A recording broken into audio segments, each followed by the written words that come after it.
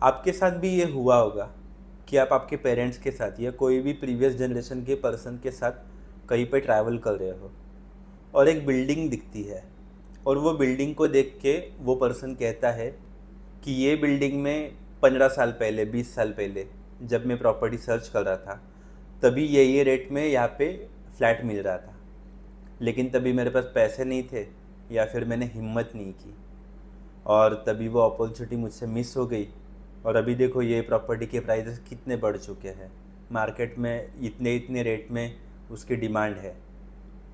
तो फिर ये सब चीज़ें जो है, इसमें से हमको क्या सीखना है, हमें क्या समझता है कि जो प्रॉपर्टी है, जो लोकेशन है, वो हमेशा अप्रिशिएट ही होगा। ऐसा बहुत कम बार होता है कि कोई प्रॉपर्टी या कोई लोकेशन आपने जो देखा वो आप 15 या 20 साल बाद देखोगे तो वो डेप्रिशिएट हुआ होगा। अगर आप कोई भी एस्टेब्लिश लोकेशन में रह रहे हो तो वहाँ के जो अभी के रेट्स है प्रॉपर्टी के, वो पिछले 10 या 15 साल से तो कम नहीं होंगे। और अभी के जो रेट है वो इतने सैचुरेटेड हुए होंगे कि उसमें आप अगर प्रॉपर्टी परचेस करने जाते हो तो आपको बहुत ज़्यादा वैल्यू देनी पड़ती है। तो वही चीज़ रहती है, कोई भी रियल इस्टेट या कोई भी लोकेशन जब डेवलप होता है तो उसको इवेंचुअली 7 से 10 साल देने पड़ते हैं उसके ग्रोइंग के लिए। वैसे ही अगर नए प्रोजेक्ट में या फिर नए लोकेशन में आप देखते हो जहाँ पे आपको अभी सब सुना सुना दिख रहा है या फिर सब खंडर दिख रहा है, ओपन सब चीज़ें दिख रही है,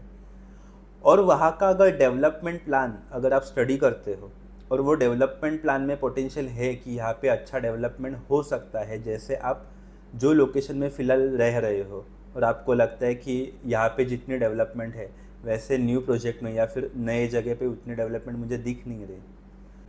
अगर पकड़ लो आप अगर वहाँ पे अभी इन्वेस्ट कर रहे हो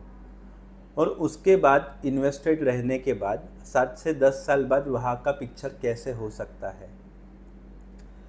तो वो डेवलपमेंट पे ट्रस्ट करके आप अभी के रेट में जो इन्वेस्टमेंट करोगे वो हमेशा सस्ती ही रहेगी।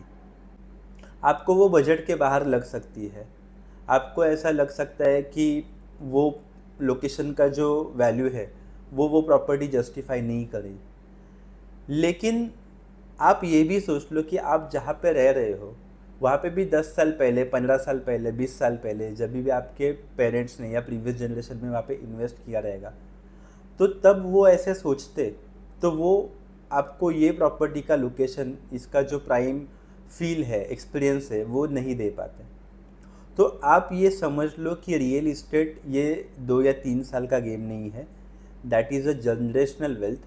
आप आपके आगे की जनरेशन के लिए कुछ छोड़ के जाने वाले हो जिसकी उनको वैल्यू रहेगी। और इन सब चीज़ों में अगर ये जनरेशनल वेल्थ है, आपके जनरेशन से नेक्स्ट जनरेशन पास होगी, तो इसमें सबसे इम्पॉर्टेंट 2 फैक्टर्स रहेंगे, वो मतलब quality of construction and second is technology. अगर ये दोनों चीज़ों में आप अगर कॉम्प्रोमाइज़ नहीं करते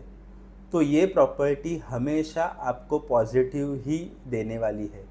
इसमें आपको कभी लॉस नहीं होगा। और आपके जो फ्यूचर जनरेशन है, आपकी फैमिली है, ये हमेशा यही सोचेगी मेरे फादर ने या मेरे मदर ने सही जगह पे इन्वेस्ट किया जिसका मैं लॉन्ग टर्म एंजॉय कर सकता हूँ। तो ये सब सोच के आप पहले तो दिमाग से ये निकाल दो, अरे डेवलपिंग एरिया है, यहाँ पे क्या है, यहाँ पे कुछ भी नहीं है, यहाँ से मार्केट दूर है, लोकेशन दूर है, स्कूल कॉलेजेस दूर है, कनेक्टिविटी नहीं है।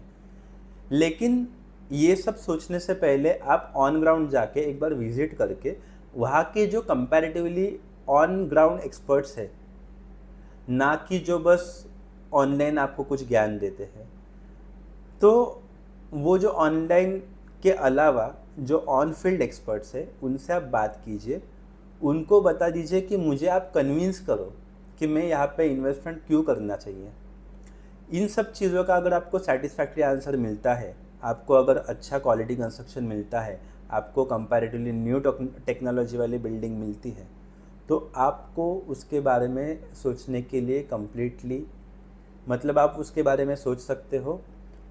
और आपको अगर वहाँ पे कुछ भी पोटेंशियल लग रहे हैं तो बेझिझक इन्वेस्ट कीजिए और उसके लिए राइट पर्सन से कनेक्ट कीजिए जो आपको राइट वे दिखा सकता है। और पोटेंशियल रियल इस्टेट में जैसे मैंने पहले भी कहा कि सब जगह पे है जब तक तुम पॉजिटिव मैनर में नहीं सोचते। तो बस पॉजिटिव रहना, सब चीज़ों का स्क्रूटिनी करना और उसके बाद में आप इन्वेस्टमेंट कर सकते हो। एक ही शर्त है, कोई भी इल्लीगल चीज़ मत करो, इल्लीगल लोगों के साथ सौदा मत करो, या फिर कोई आपसे अनाप शनाप अगर एक्सपेक्टेशन कर रहा है रिगार्डिंग द पेमेंट, तो वो सब चीज़ों में आप मत पड़ो। क्योंकि जैसे लोग बोलते हैं कि रियल इस्टेट में स्कैम होता है, रियल इस्टेट में स्कैम होता है या रियल इस्टेट मार्केट बहुत ख़राब है क्योंकि रियल इस्टेट में पैसा ही उतना है और बहुत सारे लोग ब्लाइंडली किसी पे भी ट्रस्ट करते हैं और उसमें घुस जाते हैं और उनके बाद उस पर ही निगेटिव रिव्यू देते हैं कि नहीं इसमें तो लॉस ही होता है या फिर इसमें सब चीटिंग ही करते हैं। तो आपको अगर इन सब चीज़ों से बचना है तो सही लोगों के साथ जुड़िए, सही काम कीजिए, सही ट्रांजैक्शन कीजिए और सही प्रॉपर्टी चुनिए।